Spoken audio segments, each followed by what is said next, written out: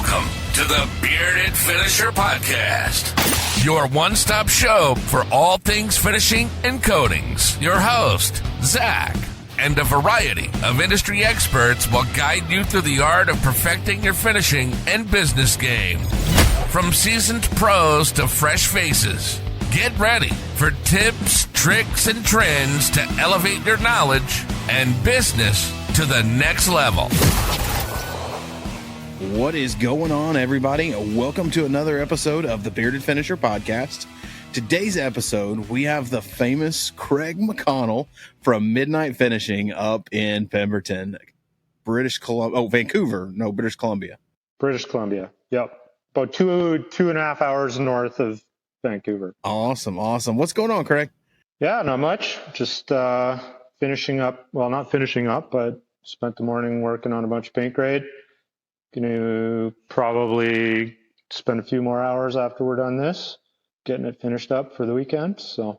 And then no working this weekend, right? No, we're going down to the city. So I got to down to Vancouver. That's what we call the city. So I got to look for a car for my wife. So it's going to be a fun weekend, I'm sure. Love car shopping. How big is Pemberton? Probably about 6,000 people, kind of if you include the surrounding area.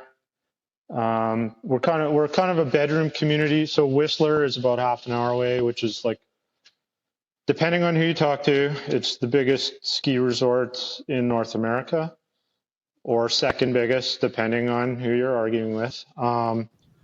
So it's kind of a bedroom community. People, I'm assuming. Yeah, what's it called? Powder. In Utah, there's one that's bigger by skiable acres, I think. But anyway, we don't have to get into that. But yeah, so anyway, there's a really, really big ski resort just down the road. My father-in-law, or my in-laws, they're huge. They lived in Vail, 72, and he still skis. And they went up to Whistler for one of their anniversaries. I want to say it's their 40-year anniversary. They spent like 2 weeks up in Whistler and just raved at how beautiful it was. Yeah. Well, I mean, I had originally moved here. Like I've lived in Whistler for a long time, and then we moved up the road to Pemberton.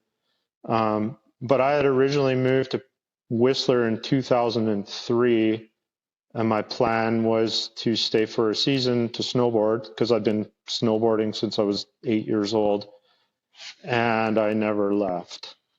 So it kind of has, and I know I have a lot of friends like that, where the same with my wife. She was supposed to come for 2 weeks and she never left. So, it's got that draw. That may end up being my son. My in-laws moved to Durango, and my son's 7, and he's never skied before in his life. And we're going up there during Christmas, and then going to spend, 2-3 weeks up there at Christmas, and he's just dying to go snowboarding. I mean, it's all he can talk about. Well, that's the time to get them hooked. As a kid, when falling doesn't hurt and you're made out of rubber. Yeah, I've skied 3 times in my life, and I have blown a knee all 3 times. I figured that's God's way of telling me that I was not designed to be skiing. Well, I mean, I know a lot of people know you from the awesome work that you're doing on social media, and all the posts that you're doing. Give us the backstory, how Midnight Finishing got started, how you got started in the finishing world, and just kind of let us know how it goes. It's kind of a long roundabout story, as I'm sure a lot of them are, but it started with that move in 2003 to Whistler. I came here after university. I went to university and got a business and entrepreneurship degree. And then I was like, I'm going to take a year off. I'm going to snowboard for a season. I'm going to just work a crappy job and try and get as many days on the hill as I can, which I did. But I didn't have any sort of trades background. Like I was never the kid in shop at high school, I was always computers or kind of business or, phys ed, like that kind of thing. I never really worked with my hands too much. But after that first winter in Whistler, I kind of was like, I think I want to stay for another season. And the job I was working, I didn't really like it. I was doing audio visual setups at night. It was awesome for free time during the day to go snowboarding, but it didn't really pay that well. And my roommate at the time was a carpenter, and they were working on a bunch of houses, and he's like, well, we need a laborer, and it paid more than what I was making. And he's like, basically you're sweeping floors on job sites and helping move framing lumber and whatever. So I was like, yeah, sure, I'll do that. And so I kind of got into the construction world, and I found I really loved it. I like, having a physical job and the challenge of it. And my boss at the time was like, if you want to be a better finishing carpenter, you should do joinery at school.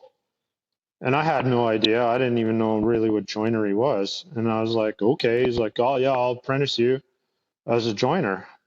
So I went and did my first year of joinery in Vancouver, and it was like, this is nothing like what I'm doing at work. This is all cabinet making, and we were hand carving cabriolet legs with, spoke shaves, and we're using table saws and yeah, you were deep in it. Yeah, so it was nothing like what, framing and finishing carpentry really. And then when I got back after I did my first year, I think, what was it? It's either 6 weeks at school or 8 weeks. I can't remember. He ran out of work and he laid me off. So I was like, well, I got to find another job. I kind of was interested in the joinery side of things. And so I talked to a few guys that I worked with in construction, and they're like, oh, there's a cabinet shop up in Pemberton they're looking for an apprentice. So I called the guy up and came out to the shop up here. It was a half-hour drive up from Whistler, and he's like, if you want to drive every day, then that's fine. We'll hire you on. So at that time there was one journeyman and the owner, and then me. And so I kind of got tossed into this world of cabinet making and doing my apprenticeship as well. And at the time he had an open face booth that was literally next to the table saw. So, and both those guys hated finishing. And so I was the low guy on the totem pole. So they're like, here's a spray gun. This is a pressure pot. Point the gun at the piece and pull the trigger. Basically, that was kind of the instructions I was given. And your intro they were to spraying. finishing. Yeah, and they were spraying all pre-cat at the time for paint grade stuff. He was using milk paint with like clear over top of it. And so anyway, that's kind of how I cut my teeth. And like I didn't even know, like once the pressure pot ran out, I didn't even know what to do. I'd have to stop spraying and I'd have to yell at my boss, and he'd come and undo the pressure pot. And I had no idea about wet mills. I had no idea about anything, right? It's just point the gun and pull the trigger. And so then I kind of figured out how the pre-cat should lay out to look best, and kind of how much to put on and how much to spray without it, not having edge runs and whatever. I kind of got that figured out. And then I found the book. I was like, well, I gotta start learning about this if I'm going to be doing a lot of it. Cause I wasn't full time, but it was, a couple hours of my day were finishing. And so I found Bob Flexner's book. I can't even remember what it's called now, but that thing I think I went through 2 copies of it, like just total dog-eared thumb through, like reading it every night. Cause this was 2004. This would have been. So it was before any sort of social media. I think WoodWeb was up and running.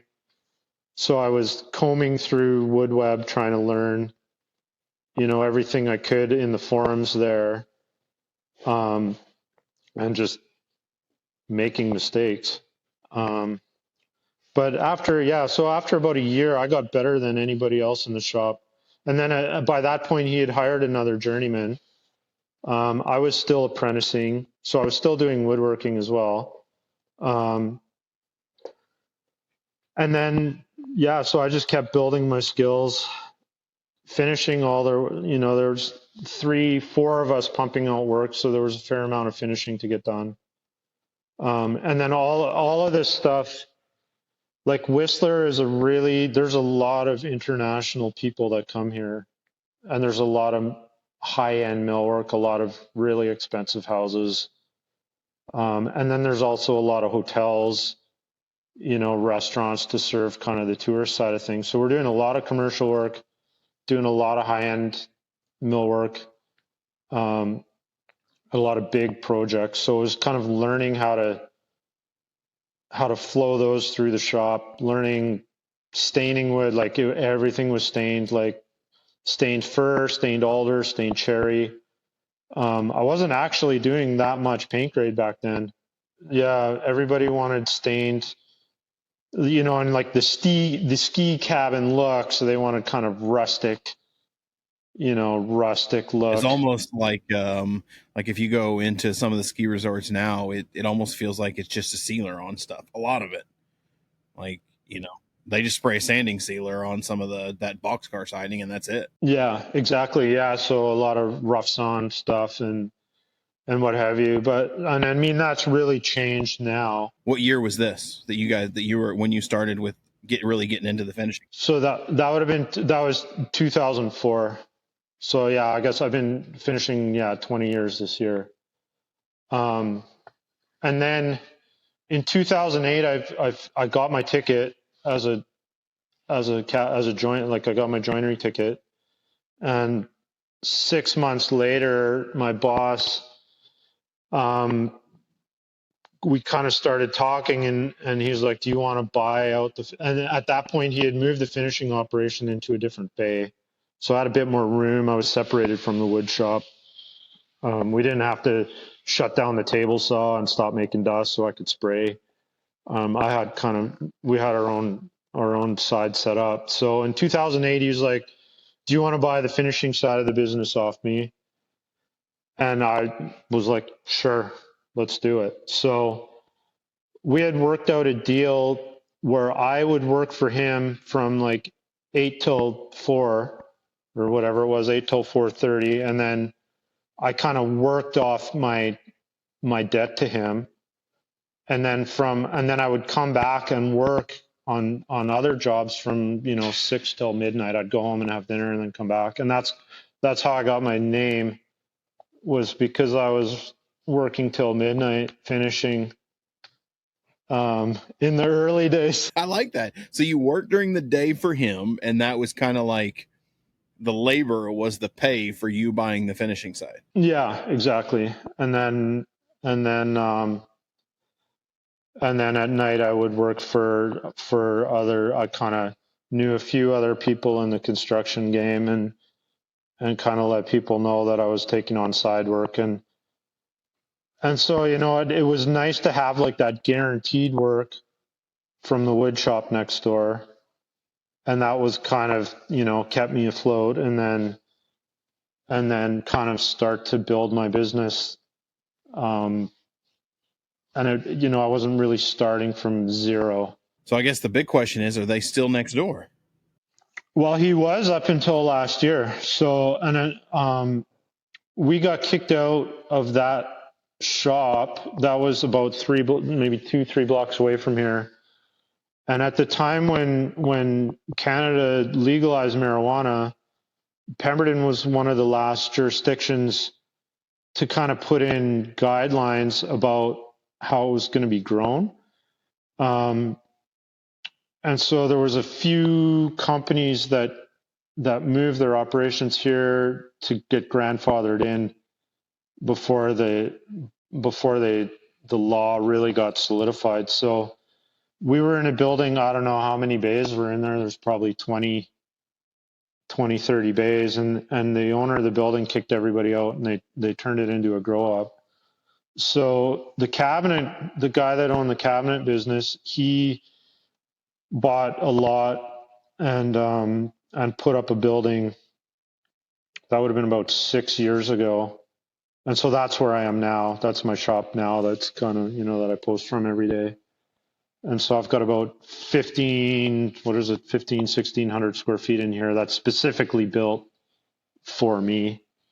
Cause I had a say from day one. I've always liked your shop because it's like for like a 1-man, 2-man operation, it's very just got the perfect flow. It's not too much space that you got stuff everywhere and you're having to walk all over the place. So, I mean, like the layout that you did was awesome. Yeah, there was a lot of thought put into it before I even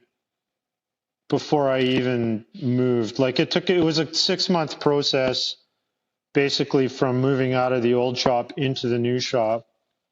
I mean, I think I took 2 days off to move where I wasn't spraying. But it was a long process to get here. And I've had people work for me over the years, and I set this shop up. I thought it could be comfortable with 3 people, but it works best with 2 people. And I mean, I'm pretty efficient in here. I can pump a lot of stuff through. I mean, the glory in that is you don't have to, if you want to take a vacation or, the stress of making payrolls, not that you don't have to worry about it by having it as lean as you do, as much as you can pump out just by yourself. That makes it nice. Yeah. And I mean, my last helper left about 3 years ago. He was awesome. When I hired him, he told me I can give you a year. He went to school to become a physiotherapist. I'm like, I'll use you for a year. That's awesome. You're exactly what I need. He was great. And then when he left, I looked around for probably about 8 months, but it's so cutthroat up here for employees because the cost of living is so expensive because it's a really, everybody wants to live here. There's limited amount of space. So like if you're an unskilled labor right now, you could probably get a job, how I started sweeping floors on a job site for $28 an hour in Whistler. Holy cow. I'd have to pay at least that much for unskilled labor. And,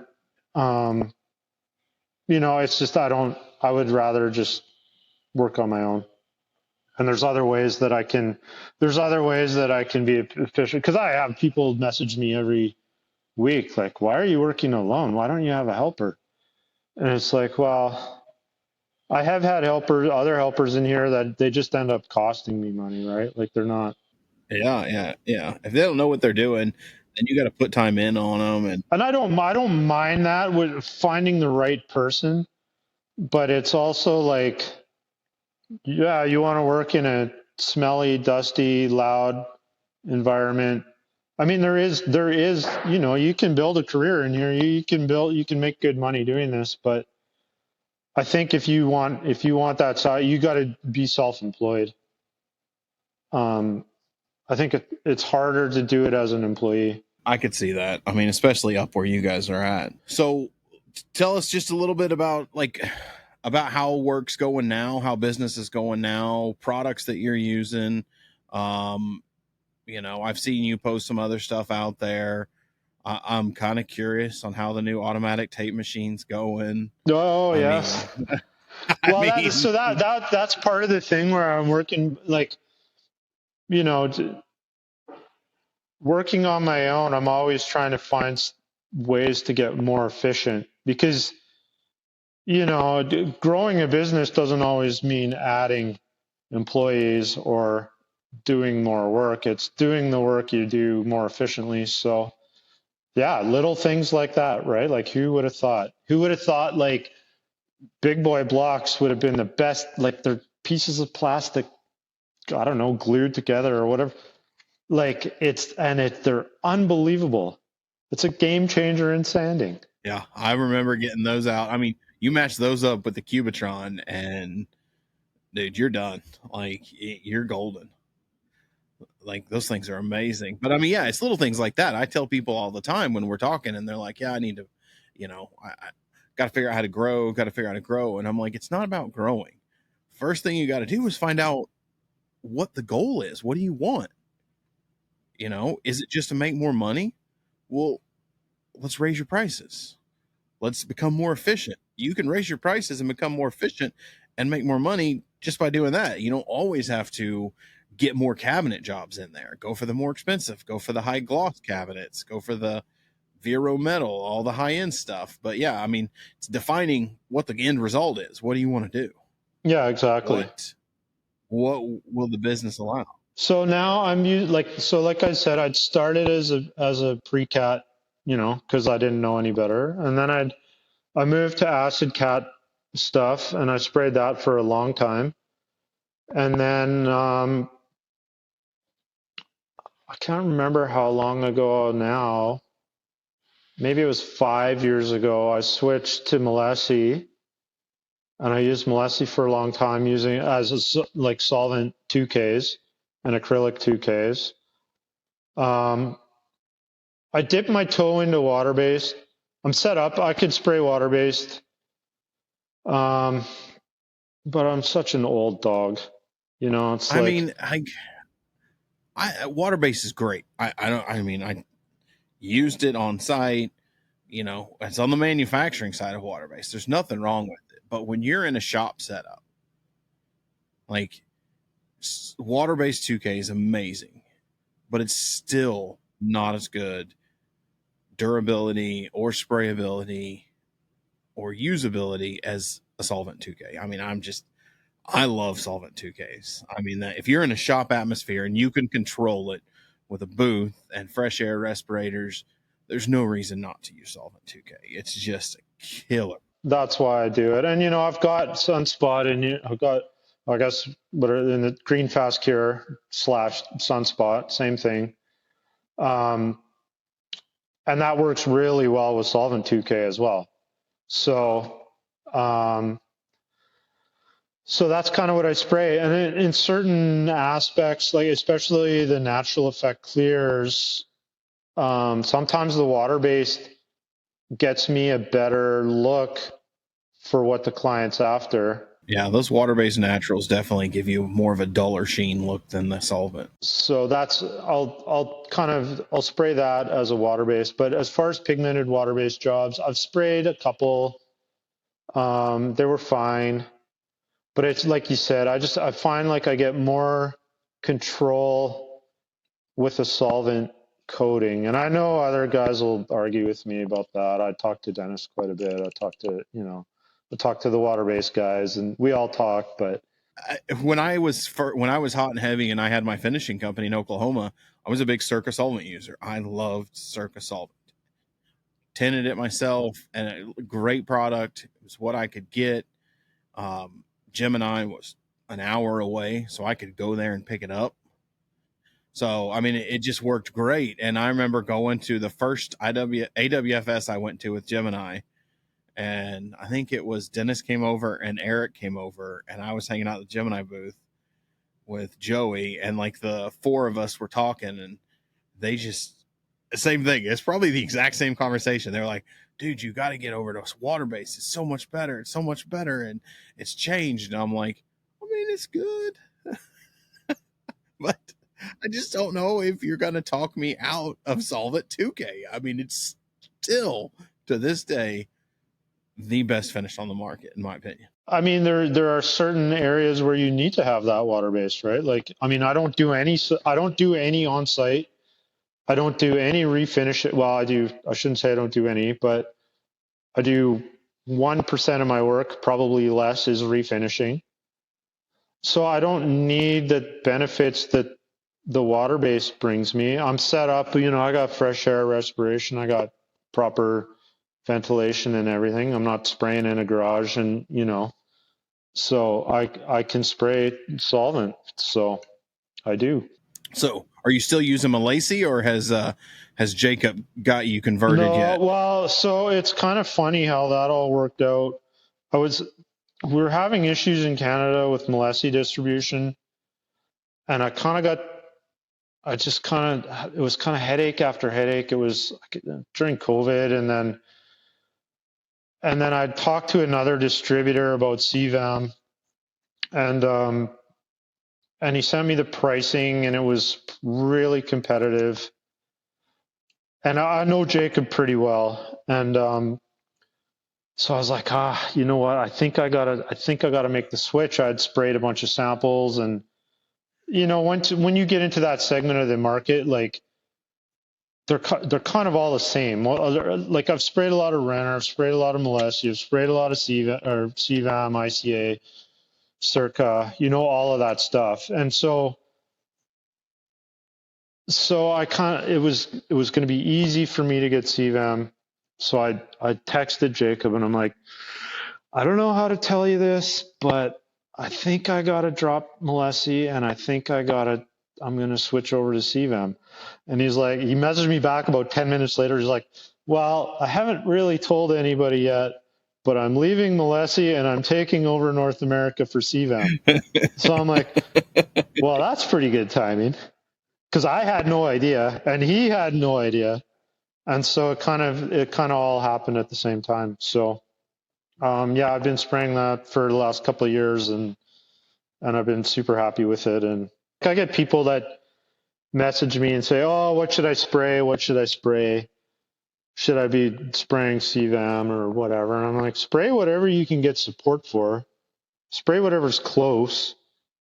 Like, there's no point in you trying to spray something that you got to get shipped 500 miles when you got a distributor 5 blocks away for something else that's just as good, right? Like, spray what works for your business. Spray what works for your business and stick with it. Like, just know that product in and out. Be able to solve every issue with that product. Consistency. I mean, you can't get consistent if you're always switching. Exactly. Yeah, I know. I've heard you talk about that before too, right? And it's like, I'm the same way. It took a lot for me to change, and it'll take a lot for me to change again, because it's just, you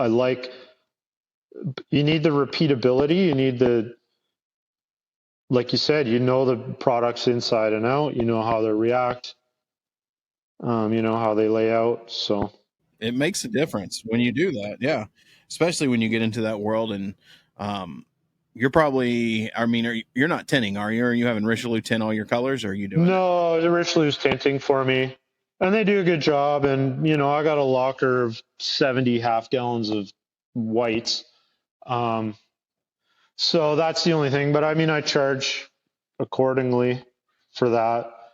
But the next kind of thing that I'd look into would be tinting. I think every year I try and upgrade a section of my shop, and that's definitely in the crosshairs. I recommend it to everyone if you can do it and you have the eye, even not the eye, and you get the spectro. Having that ability to make up a quart or a pint to respray a door, and the amount of paint you have left over. Because you were doing that for a long time, right? I remember when you set that up. I was doing that for Circa. Yeah, because you don't need to have like that, the crazy hero tinting machine. You can do everything on a scale, right? Like, no, I did everything by weight. Yeah, I did everything by weight. I had manual mixers, and I didn't even have the machine, like the auto machine that stirs them. I didn't have that. I just had it went over the gallons, and I just put a drill on it before I used it, and would hand mix it with the drill if it had been sitting for a while, and then pour it by weight. And I didn't even have a spectro. I just had a computer with an Excel spreadsheet that I used, that I put in there, created Excel spreadsheet. If I had a gallon formula and I needed to make a quart, it would tell me what to mix to make a quart or to make a pint by weight. And I had cards. I had like those 3x5 cards when I was doing a custom color. And if I figured the color out, I would put a little bit on that card, and I'd write the formula on there, and then I just tape it to the wall and put the customer's name or the address on there, and done. Yeah. So I think that'll be probably one of the next things that I look at doing. It's a fun one. I always like that. So how would you say, or what would you think has been the biggest contribution to your success up there in Pemberton? Probably relationships, like so I have 2 wood shops that I've been doing work for since day one. So, I've been since 2008. Well, one of them since 2004, technically. And just, yeah, so I don't know. You just kind of make yourself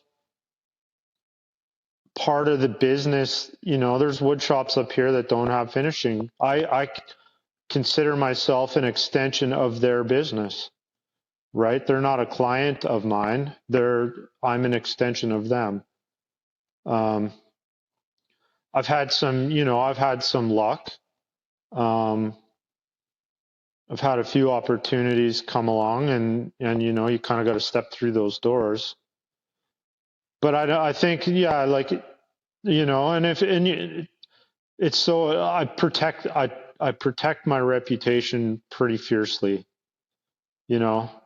Like, if something isn't right in here, then I fix it.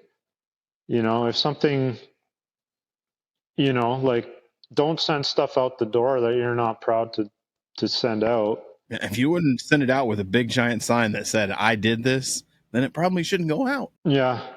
And because that's it's what the client sees. So if the client doesn't know that the finishing is getting done by me, they think it's getting done by, I don't know who they think it's getting done by, but they're dealing. So I'm one step removed from the client, right? Sometimes 2 steps. I've got the contractor between me and the client. I've got the wood shop between me and the client.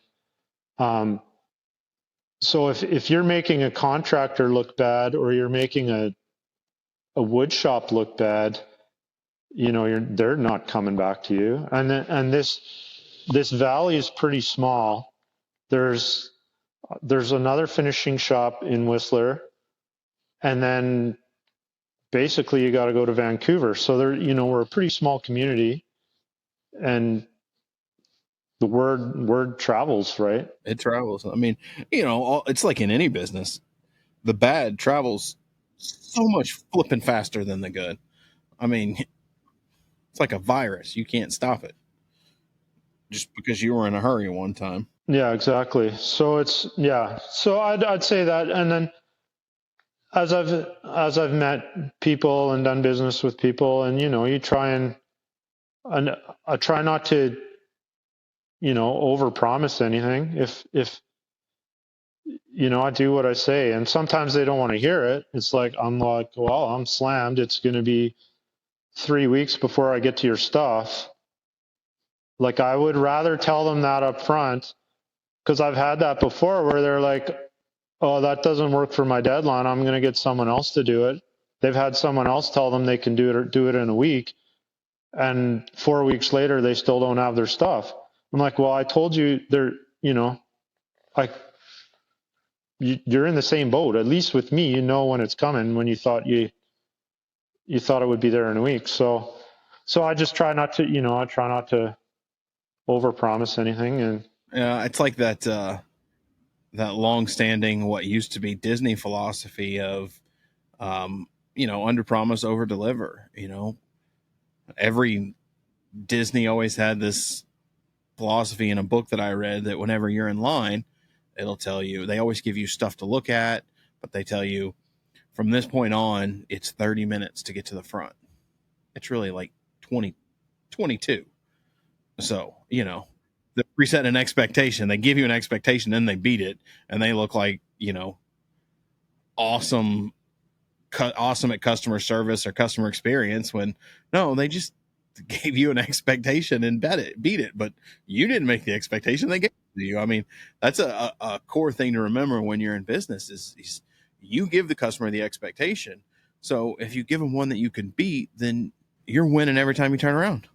I was going to say, your social media, I've always kind of referred to you as like the silent lion over there. You don't post a lot, but when you post stuff, it's pretty awesome. I mean, you have some quality content out there. You give people something to attain to and you give a lot of knowledge. Like, so where'd that come from? Well, I don't know. My strategy. So I started my Instagram account when I moved into this shop because I was like, oh man, I got like my overhead's going to double. I'm going to have to start bringing in work. The shop's going to be empty all the time. You know, you have that kind of panic. And in hindsight, I was like, what was I worried about? So I had started the Instagram to try and drum up work. And I don't think I've gotten any work because of my Instagram account. So it kind of morphed into this thing where like the people that need to know about me around here anyway. And what it's morphed into is like this awesome community of other finishers.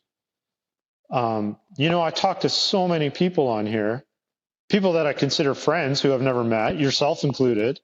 I think we had a close call at AWFS one year. One day we will meet in person. But you know, one day we'll meet. But I talk to so many people behind the scenes, and if you know we're having issues or whatever, we all kind of talk, and then it's like I think about the stuff that I look at, and it's like, well, I can only look at a painted door so many times. I can only look at a kitchen so many times over and over and over again. So I try and mix stuff up in here. So I'll try and post, you know, this is what I'm working on today kind of posts, or this is the finished product types of posts, or this is the technique I'm using for this type. You know, I try and just mix everything up. And sometimes it's aimed at other finishers. Sometimes it's aimed like the tape thing, right? Like the tape dispenser thing. Like it blew my mind. And I'm like, how do I not know about this? Everybody needs to know about this. It's going to save us so much time. Yeah, that was me when I found the ultrasonic cleaners. You know, you're just like, holy crap, how has this not been a thing? Why does every paint distribution store not sell these things? This is so much easier to clean your equipment. Yeah, well, I'd found those quite a while ago, but I couldn't find the cleaner. Like a good, you know, I'm heating acetone, I'm heating gun wash. Like I'm lucky I didn't blow myself up. There's a company in New York that I found. Is that who you're getting it from? Well, I'd been reading about Actor Strip forever on WoodWeb. Like guys had been posting about Actor Strip, but we couldn't find it in Canada anywhere. And then finally Jim found it at Jeco, and he found it out in Ontario. So I got some Actor Strip in, and that was a game changer because I had tried like 10, 15 different cleaners from Home Depot, right? Like, and they would eat seals or wouldn't do anything or whatever. I was just about the Actor Strip 5000, I think it is. Yeah, they've got a few different ones. I've tried it, and I mean, it lasts forever. I got a 5-gallon pail that I've been using for 5 years probably. And I don't think it's even and then, but now I think like Envirolac's got EnviroClean, which I think is pretty similar. I think MLC might have one as well. But that stuff's such a game changer for cleaning. So, you know, just stuff like that can help a lot of people. And it's like, I'm not in competition with anybody here. Like people call me and ask me what I'm doing. Cause I used to run into that a lot in the early days where people would, you know, I'd try and reach out to finishers and they would, I'm not telling you that. That's trade secret. I'm like, why? You know, like I remember, so I went to AWFS, probably, I can't remember what year that was. The first one I went to, it was probably 8 years ago. And I sat in on a talk. Louis Jasso did a talk. He's a renter guy, right? And anyway, he talked about how finishing used to be so tribal and like you kept your information tight to your chest, and and that's how it used to be. But now, and social media has helped with that. Instagram's really helped with that. How, like, look how far things have come once we've kind of blown the doors open. And especially in water-based, like you look at how Eric started with Test Don't Guess and his early YouTube stuff. And as a woodworker, I mean, he was a finish carpenter. But, like just the way, because I sprayed water-based years ago and it was terrible. And nobody had changed. Like there was why would they change it? Nobody was asking for it to be changed. And it was the same with like all the Italian stuff with 2K poly in North America. Why would they bring it in? Because nobody's asking for it. We'll just spray formaldehyde off-gassing conversion varnish, right? So once that information starts to get out and we stop this kind of holding everything tight to our chest and we realize there's other guys doing the same thing that we're doing, then that's kind of where the changes have started to really take off. Because to me, nothing really changed in finishing for the first, almost maybe 14 years of my career. The last 6 years, things have just exploded. Yeah, my father-in-law, he was in finishing in the 70s in Vail, and it was still up until when he got out. And I bought him out when I took over Davis Painting, and it was still pre-cat, post-cat CV, acid cat CV. And he was like, that's just been that way for 40 years, 50 years. But in the last, you're right. I mean, I would say 5-6 years, it's went gangbusters, and it's going to get crazier with more European companies coming over. I think there's like 3 new ones out there now. Yeah, like I can't even keep track anymore. No, did you catch the episode? I did that episode with Jacob, and he said, there's probably 4 or 5 more coming in the next year. Yeah, that nobody's heard of, but they're coming, and they're big, and they're massive in Europe, right? Like, and then I think there's another company I was reading about in India. I think they're like the biggest company in India that nobody's heard of, but they'll eventually make their way over here. Yeah, there's just so much here, so much money in North America. I mean, it's such a vast nothing when it comes to compared to some of the European countries. It just blows my mind. Yeah. So anyway, I don't know. I that's part of one of my favorite things too about this industry is, learning and continually trying to improve. And that's something that I think about a lot too. Like you had said, well, we've been doing it this way for 40 years and this is just how we do it. I try not to get stuck in that mindset. Sometimes you're so busy that it's just like, okay, this is proven method, proven SOP. This is how I do it. But I know at Christmas time in here, I really took time and sat down and like analyzed how all the work flowed through my booth, analyzed how I was sanding, and I made a bunch of changes. Like, so I kind of go through these stages every couple of years where I get really into lean, like lean manufacturing, Paul Akers, 2-second lean, all that stuff. One of my favorite podcasts is Lean Made Simple. It's awesome. It's these 2 Irish guys, and I listen to all of it. It's really I'm gonna have to go check that out. Lean Made Simple. So I'll go through these phases where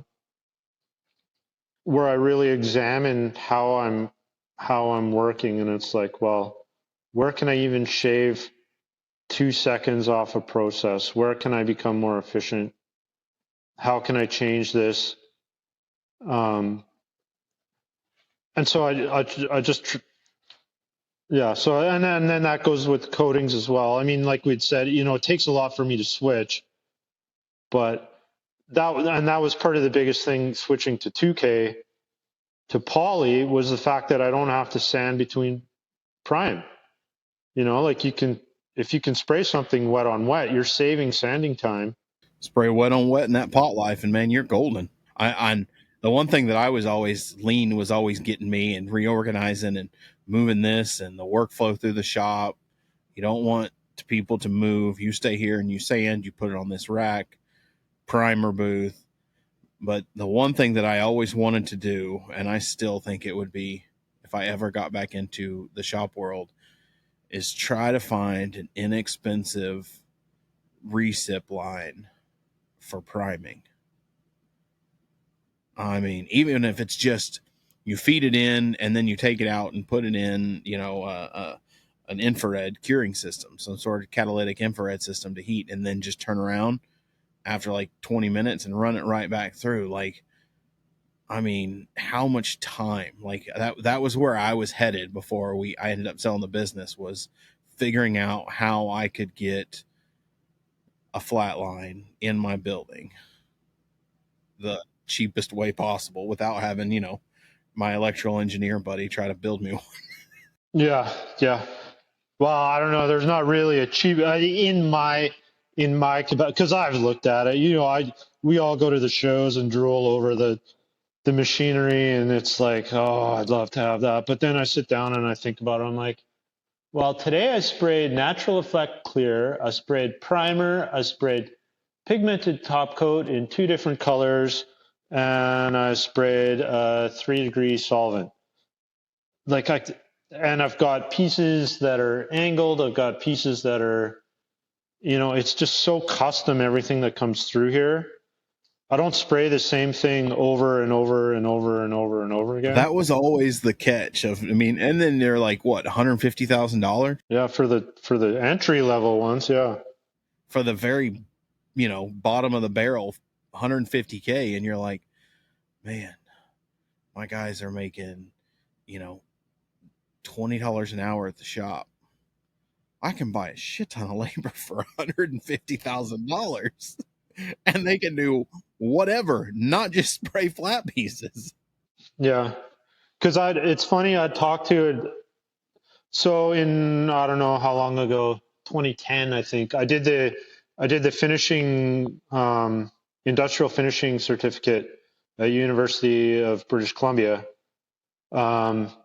Which I think Jacob's involved in that now. He wasn't back then, but so it's a really interesting course where it's 6 months of online, and then it was 6 days of practical in their facility at UBC.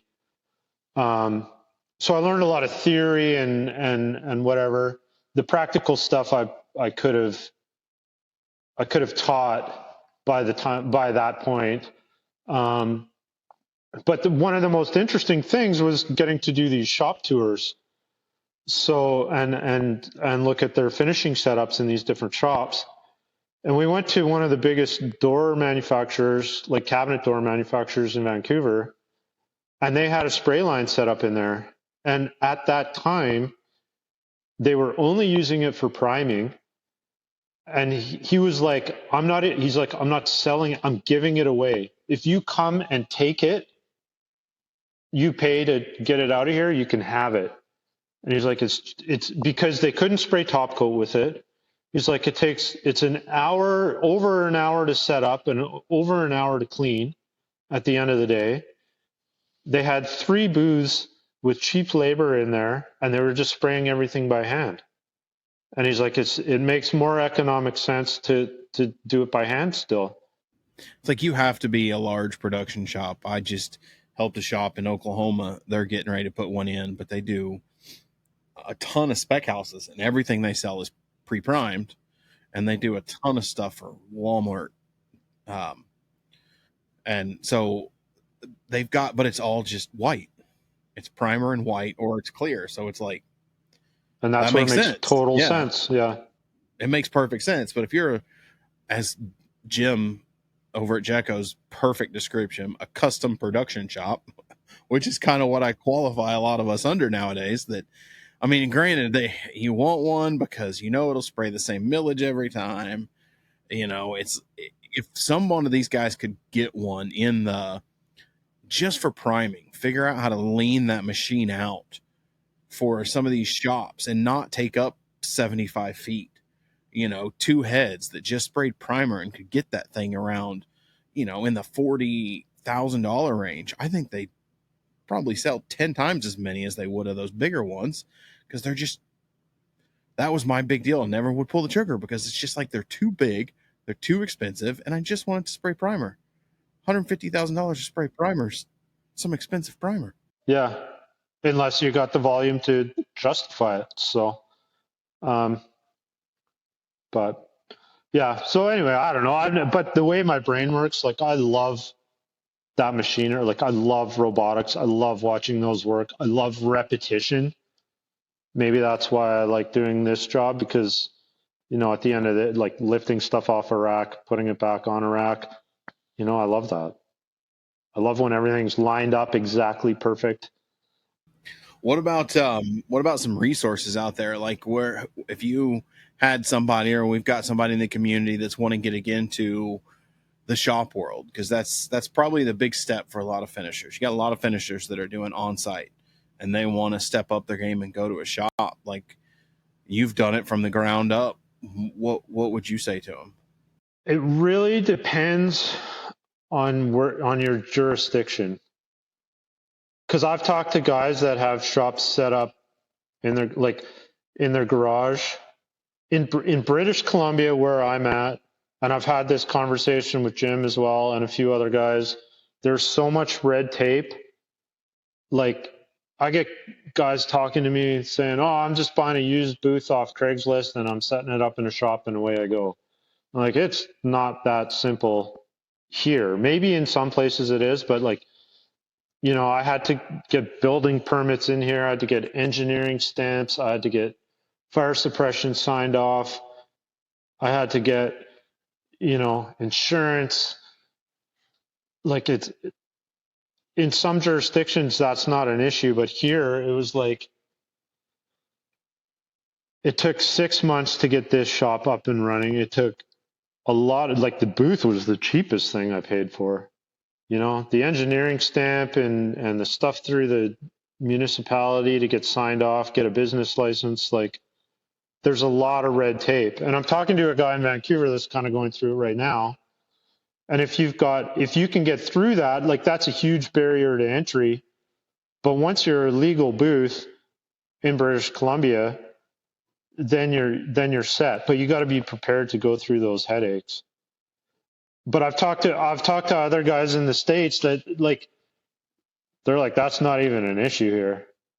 Like, it doesn't matter. So I'm like, well, just try not to blow yourself up then. Yeah. I remember going through all of that when I put our booth in and having the fire department come out, and he just walked in and he's like, cool. We don't have anything here. There's no licensing. You got fire extinguishers? You got fire suppression? I said, yeah, I put fire suppression. Fire. He's like, all right, cool, man. Don't blow yourself up. But there are places where it's really difficult. But it just, yeah. And I think I've heard like the reason because for where I'm at was in the late 90s and the early 2000s, there was a kind of a string of booth fires. Some of them were in automotive, some of them were in wood shops. And so they really cracked down on who was setting up. And so that's why it's so stringent around here, but in other places it's not. So, yeah, what I tell people, like, I learned a lot when I got this booth put in. You really need to focus on your air makeup, because I get people, oh, I'm getting dust in my finish. I'm getting, it looks like sandpaper. And it's like, I've got an 8-foot by 8-foot open face booth. I have 0 dust issues in here.